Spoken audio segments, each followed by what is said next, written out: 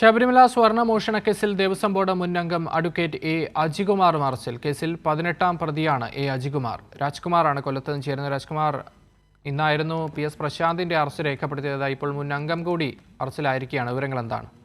PS Prashant Devaswom board പ്രസിഡന്റായിരുന്ന സമയത്ത് ഒപ്പമുണ്ടായിരുന്ന അംഗമായിരുന്നു അജികുമാർ.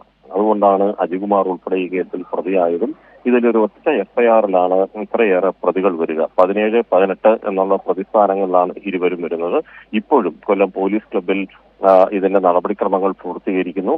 ഏതാണ്ട് വൈകിട്ടോടുകൂടി കോടതിയിൽ ഹാജരാക്കാനാണ്. ആ സമയത്ത് കോടതി പിരിയുന്നതിന് മുമ്പാണെങ്കിൽ വിജിലൻസ് കോടതിയിൽ അല്ലെങ്കിൽ വിജിലൻസ് കോടതിയുടെ വസതിയിലായിരിക്കും ഹാജരാക്കുക. ഏതാന്നുള്ളത് അന്വേഷണ സംഘമാണ് തീരുമാനിക്കുന്നത്.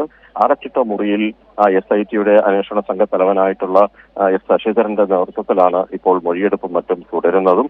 രണ്ടുപേരെയും മാറ്റിയും തിരിച്ചും ചോദ്യങ്ങൾ ചോദിക്കുകയും അതനുസരിച്ചിട്ടുള്ള ഒരു ചോദ്യാവലി തയ്യാറാക്കി ഉദ്യോഗസ്ഥർ 2-3 ടീമായിട്ടാണ് ഇത് അന്വേഷിച്ച് ഇതിനുള്ള ഇപ്പോൾ നൽകിക്കൊണ്ടിരിക്കുന്നത്. അതേസമയം ഇതൊരു രാഷ്ട്രീയ പ്രേരിതമായിട്ടുള്ള ഒരു കേസാണ്. അല്ലെങ്കിൽ ഇപ്പോൾ PS പ്രശാന്തിന്റെ അറസ്റ്റ് രാഷ്ട്രീയ പ്രേരിതമാണെന്നുള്ള ഒരാക്ഷേപവും ആരോപണവും PS പ്രശാന്ത് തന്നെ ഉന്നയിച്ചിട്ടുണ്ട്.